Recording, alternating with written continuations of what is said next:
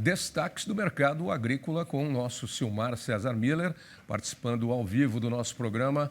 Agora, Silmar, um vacinado já contra a Covid-19. Recebeu sua primeira dose ontem, Silmar. Como é que foi? Muita emoção. Me preparando para virar Jacaré, estou esperando. Por enquanto não aconteceu nada.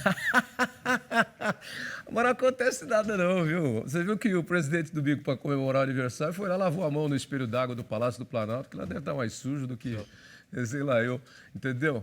Aí pegou o bolo com a mão, comeu com a mão, depois pegou o bolo com a mão de novo e deu para as pessoas, e as pessoas comeram o bolo que ele deu com a mão lavada lá no espelho do bolo.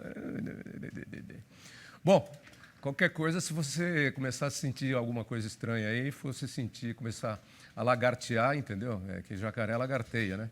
Você avisa a gente, então.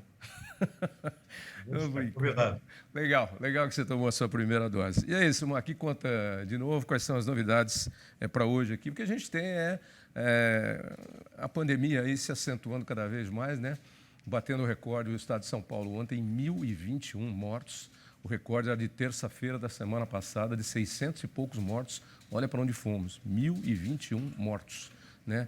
Então, sei lá, e aí as discussões políticas continuam e a economia ladeira abaixo. Ontem eu comentei aqui aquela carta dos economistas, você não estava aqui, mas dos economistas e empresários, né, preocupados aí com a situação geral do país. O presidente disse que prestou um pouco de atenção, mas continua convencido aí que não tem que ter lockdown, ninguém muda a opinião dele, etc. e tal. De qualquer forma, aquela carta dos economistas é bastante interessante porque ela abrange economistas de diversos setores, né? Teve gente lá que foi do governo Fernando Henrique, gente que foi do governo Lula, do governo Dilma, gente que foi do governo Temer, né? Enfim, gente do PSOL, gente do PT. Enfim, a preocupação não importa a ideologia hoje, ou o partido político, mas a preocupação hoje é realmente com o que está acontecendo com a economia brasileira. E lá tem banqueiro, né? O Setúbal lá, junto com, né, o Unibanco também, Bradesco, quer dizer, é uma carta de peso pesado, Silmar. O presidente está pregando cada vez mais no deserto, né? Ele fala que está preocupado com a economia, é exatamente o oposto, né? A preocupação com a economia é exatamente expressa nessa carta dos empresários, são banqueiros, são ex-ministros da economia, inclusive, ex-presidentes do Banco Central, ou seja, um conjunto muito expressivo de várias vertentes ideológicas, expressando mesmo o senso comum, ou seja, a forma de recuperar a economia e o mais rápido possível é vacinar com a maior agilidade, com a maior presteza. Então, isso é que leva realmente a uma recuperação da economia, e não é um discurso do presidente aqui, que exatamente leva ao extremo oposto dessa expectativa de recuperação. Preciso vacinar o mais rápido possível, a economia está indo ladeira abaixo, você citou agora há pouco o índice de confiança do consumidor caindo, agora no mês de março, caindo para níveis praticamente recordes. Por quê? Porque está preocupado exatamente com os rumos da economia, com o avanço da pandemia, com o atraso das vacinas e com a perda de emprego, ou seja, vou consumir o quê? Vou gastar meu dinheiro sem ter certeza do que vai acontecer amanhã, se o cenário segue nebuloso, com tendência a piorar. Você acaba de citar aqui o número de mortos só em São Paulo, superando pela primeira vez o milhar. E no Brasil, os números que devem sair hoje, os que saíram ontem não refletem a realidade, porque na segunda-feira, os números do fim de semana saem um pouco mascarados. Então, os de hoje, possivelmente, devem mostrar números acima de 3.000 mortes no país. A única saída para isso é acelerar a vacinação o quanto antes para que a economia se recupere e que os empregos não se percam, né, Otávio? Porque na base da economia a gente tem muita gente aí que ficou desempregada, teve salário reduzido, não recuperou o emprego, né?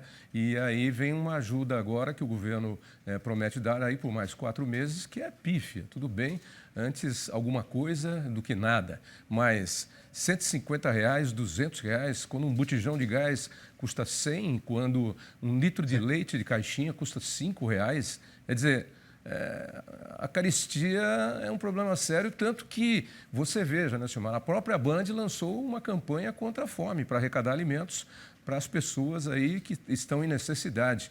A Band lançou essa campanha. Tem uma outra campanha também que a gente veicula aqui nos nossos intervalos comerciais, também buscando ajuda e alimentos para pessoas que precisam. Então, eu nunca imaginei que fosse chegar numa situação dessa. A gente sabe que teve gente carente no Brasil e pobre durante muito tempo, precisando de ajuda e necessidade, mas não nesse volume, não nessa quantidade dos veículos de comunicação terem que se movimentar para arrecadar alimentos para as pessoas. E num momento onde quem está comprando também está comprando o essencial, porque está tudo muito caro e ninguém sabe o dia de amanhã. É um problema, é um baita problema, hein, Silmar? Sem dúvida nenhuma. E tudo vem na contramão exatamente do aumento do custo de vida, né? Nós tivemos do ano passado para cá um aumento muito expressivo, especialmente dos alimentos, ou seja, alimentos básicos para esse tipo de população, e ao mesmo tempo aqui esse auxílio emergencial caindo, né, em termos de valor. Então não tem como fechar a conta, né? Não. Valores que começaram lá com R$ 600 e agora em torno de uma média de 250, com a inflação exatamente agindo no sentido oposto, né?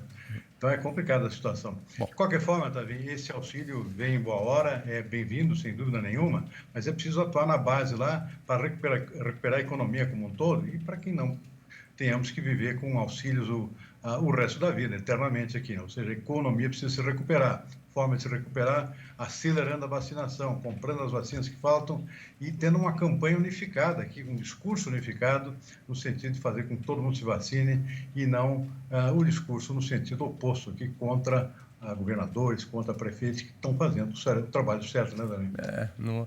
E se a gente se espantou com o que aconteceu em Manaus, veja ali que a tarja da manchete do Band News TV nesse momento é: Estado enfrenta filas e falta de oxigênio. Ou seja, o problema de Manaus foi apenas a ponta do iceberg, né? Aliás, como tudo, né?